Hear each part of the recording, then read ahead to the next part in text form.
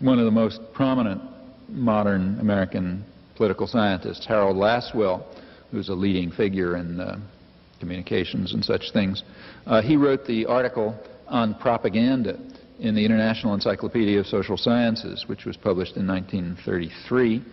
And in it he says that we should not succumb to democratic dogmatisms about men being the best judges of their own interests. They are not. The best judges are the elites, us smart guys, the cool observers, and we must therefore be ensured the means to impose our will for the common good, of course. This, he said, will require a whole new technique of control, largely through propaganda, because of the ignorance and superstition of the masses. Same theme all the way through. The basic problem is this. The idea is that if you have a society in which the voice of the people is heard, you got to make sure that that voice says the right thing. In totalitarian societies, it's not a big problem. You got a club in your hand, and if people don't behave the right way, you hit them with a club or threaten them with it. So it doesn't really matter much what they think. What matters is what they do, and that you control by force. But as the capacity of the state to control by force erodes, it's necessary to control what people think. And in fact, I think you find much more sophisticated concern for thought control precisely as the society becomes more free. I don't think it's surprising that the sophisticated discussion, things like the public relations industry and the academic side of it, and the journalistic side and all these kinds of things I've been sampling, I suspect if one did a comparative study, you'd find that they develop primarily in relatively free societies. Ours is a very free society in the sense that the state has, by comparative standards, very limited resources to control by force. And I think it's undoubtedly, in fact, the most sophisticated in the reliance on techniques of indoctrination and control. Public relations industry in particular is an American creation. You'll notice, of course, the close similarity to Leninist ideology, to Bolshevism, which also assumes that the radical intellectuals are the specialized class, the vanguard, and they've got to lead the stupid and ignorant masses to a better society. In fact, the two conceptions are very much alike. I think that's probably one of the reasons why there's been historically such an easy transition from one to another. The move from being a Leninist enthusiast to a passionate supporter of state capitalism and working for American aims, that takes place overnight. It's been going on for years. It's called the God that failed transition. And it happens very simply. I mean, in the early stages, it had some authenticity to it when people like Ignazio Silone and others were making this transition. But in recent years, it's become just a farce. I mean, technique of opportunism. And the transition is very easy, I think, because there isn't much of a difference in ideological change. It's just a matter of where you think power lies. If you think there's going to be a popular revolution, and you can ride that revolution to state power and then wield the whip over the masses, you're a Leninist enthusiast. If you see that that's not going to happen, and power lies in the state capitalist institutions which you have to serve as a manager, an ideological manager, you do that. But it's basically a very similar position. And in fact, in the last century or so, since there's been a more or less identifiable secular intelligentsia, I think you find typically that they fall into one or the other of these two categories. They associate themselves with one or the other system of power and hierarchy and subordination. In fact, what I just said is almost a tautology. It's only if you submit to those systems that you're counted as a respectable intellectual, for obvious reasons. Well, coming up to more modern times, in the post-Second World War period, you find, again, a deep concern over the need to control and deceive the public, to control the public mind. Presidential historian Thomas Bailey wrote in 1948, at the time when we were sort of setting off on a new war, the Cold War, he wrote, "Because the masses are notoriously short-sighted and generally cannot see danger until it's at their throats, our statesmen are forced to deceive them into an awareness of their own long-run interests. Deception of the people may in fact become increasingly necessary unless we're willing to give our leaders in Washington a freer hand." And in 1981, as the United States was launching a new crusade for freedom, Samuel Huntington, the professor of government at Harvard, said in a private but published discussion, interchange, "You may have to sell intervention or other military action in such a way as to create the misimpression that it is the Soviet Union that you're fighting." That's what the United States has been doing ever since the Truman Doctrine, which is quite accurate and gives a certain insight into the nature of the Cold War, in particular into the nature of the war against Nicaragua, which is what he specifically had in mind. Well, these concerns over controlling the public mind tend to rise to the surface, particularly after periods of wars and turmoil, like the 17th century revolution, the Civil War, or like the First World War, when Woodrow Wilson launched the major Red Scare, which is the major example in modern American history, of all of American history, of state repression. That was really large-scale and effective in destroying unions and destroying independent politics and eliminating independent thought and so on. And the same thing happened after World War II with the phenomenon that's mislabeled McCarthyism. It's mislabeled because it was actually initiated by the liberal Democrats in the late 1940s. McCarthy just came along at the tail end of it and vulgarized it a little. The reason for this is that periods of wars and turmoil have a tendency to arouse people from apathy and to make them think and to make them organize often. So that's why you get things like the Red Scare and McCarthyism right after periods of war and turmoil. And the same thing happened after the Vietnam War, which had the same effect. After the Vietnam War, elites were concerned about what they called a crisis of democracy. In fact, one of the most interesting books on this topic, or one of the most interesting books on, most of the insightful books, I think, on the modern democratic system, is called The Crisis of Democracy.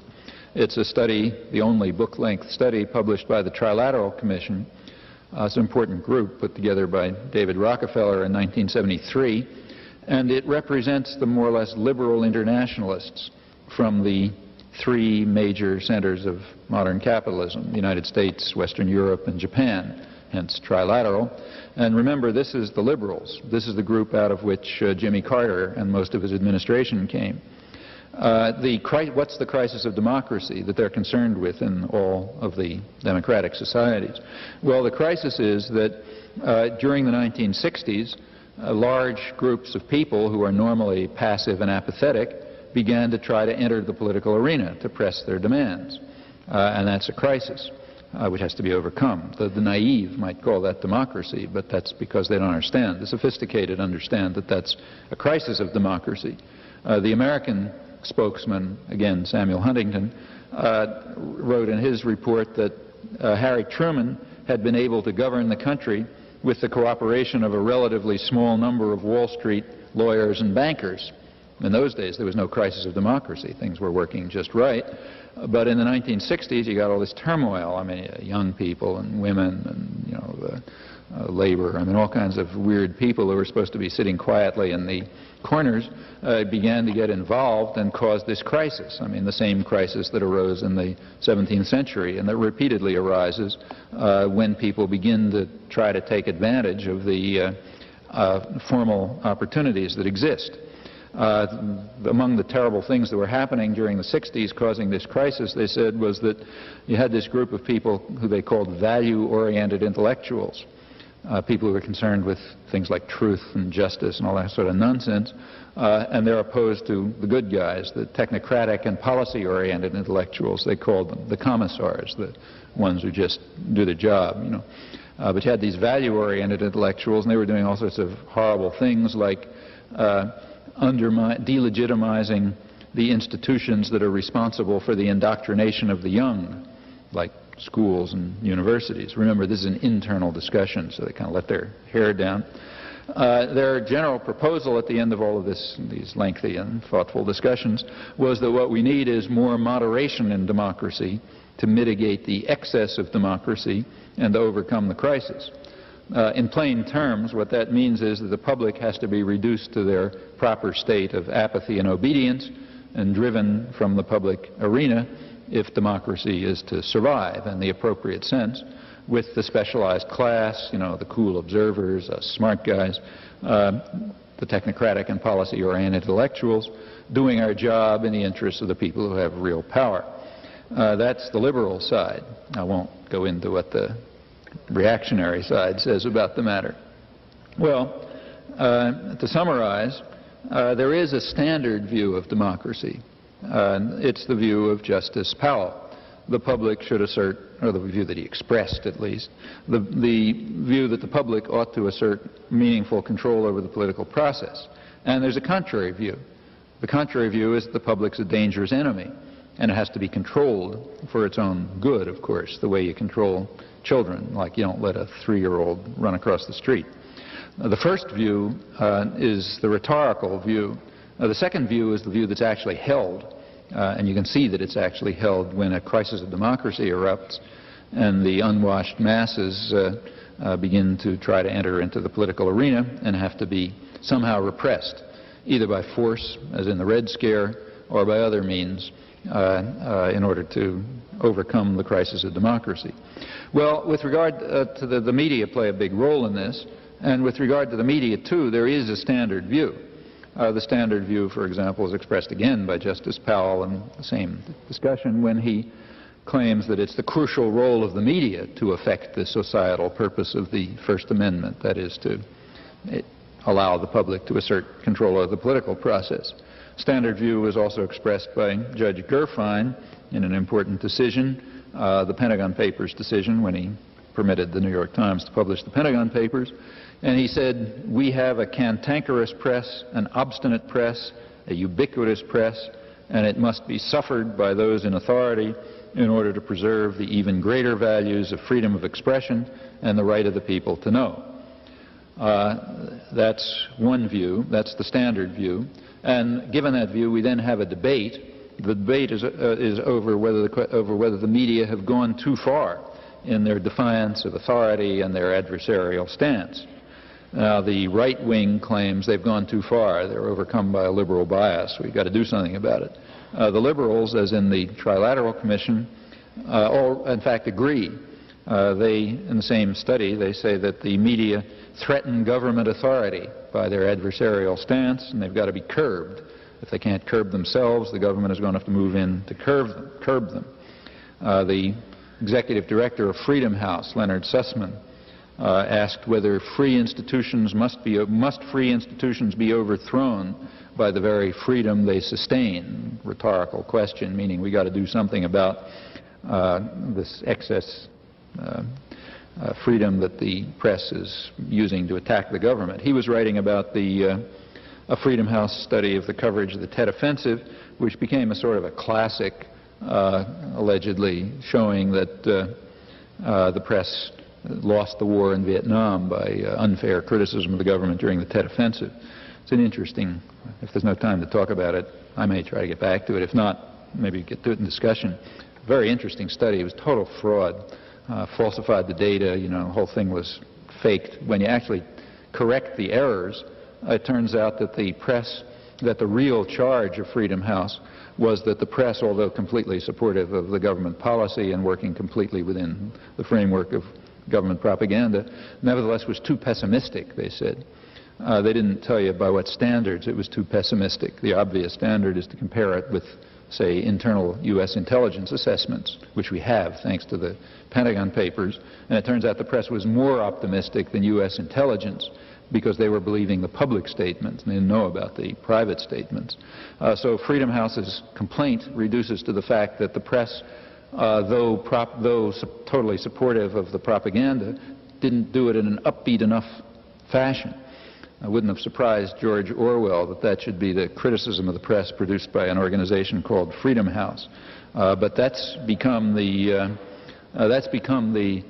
standard since. Everyone refers to that as the study that proves that the press was too adversarial. Well, that's the debate. Then the defenders of the press say, no, we're not too adversarial. Maybe we are too adversarial, but you got to tolerate us even though we're cantankerous and so on. That's essentially the issue. Well, outside of that debate, between those who say the press is too adversarial and must be curbed, and those who say, well, yes, the press is cantankerous and impossible, but we just have to suffer that in the interest of freedom. Outside the spectrum of that debate, which constitutes virtually the entire mainstream discussion, virtually the entire discussion, but outside the debate, there is another position. The other position challenges the factual assumption that's taken for granted in the debate. According to this alternative view, the media do indeed fulfill a societal purpose, but a very different one. Their societal purpose is to inculcate and defend the economic and social and political agenda of the privileged groups that dominate the domestic society. And they do this in all sorts of ways. They do it by selection of topics, by distribution of concern, by the way they frame issues, by filtering of information, by emphasis and tone, by simple fabrication sometimes, but crucially by the bounding of debate to make sure that it doesn't go outside of certain limits. The bounding both in the news columns and in the opinion columns, because of course the news columns themselves embody all sorts of assumptions and ideological presuppositions and so on. According to this alternative view, to the extent that there is a liberal bias, it serves primarily to bound thinkable thought, that is, to instill the unchallengeable assumptions, which in fact reflect this rather narrow elite consensus. So the liberal bias performs a real function. It says, thus far and no further. I'm as far as you can go, and I go as far, how far I go is still accepting the basic presuppositions as unchallengeable. Now, within those bounds, there's ample controversy, and it reflects the tactical divisions among elites over how to achieve generally shared aims, but these limits are very rarely transcended. So the media thus function in accordance with what my co-author Edward Herman and I have called a propaganda model in a recent book. That's another view. Well, the propaganda model has a lot of predictions. It has a lot of predictions about how the press is going to behave, but it also has a further prediction. The further prediction is that no matter how well confirmed the propaganda model is, it cannot be taken seriously, and therefore must be effectively excluded from mainstream discussion.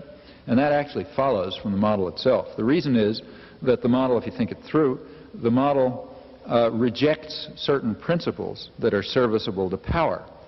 That is, it falls outside the spectrum defined by the presupposition that the media are adversarial and cantankerous, perhaps excessively so. Now, that presupposition is a useful one. It's serviceable to the interests of established institutions to believe that what you're reading is actually criticism if it's in fact support. That's a technique, it's a sophisticated technique of indoctrination. And of course it's very serviceable to the media themselves. It's nice to think that you're, pride yourself on being an independent and courageous adversary of power. And since those assumptions are serviceable, they're going to be upheld according to the propaganda model, and no serious challenge will be permitted. So that prediction indeed is very readily confirmed. The propaganda model is never taken seriously. It can't be considered. Notice that the propaganda model has a rather disconcerting feature to it. Plainly, as a matter of logic, it's either valid or invalid. If it's invalid, you can dismiss it. If it's valid, you must dismiss it.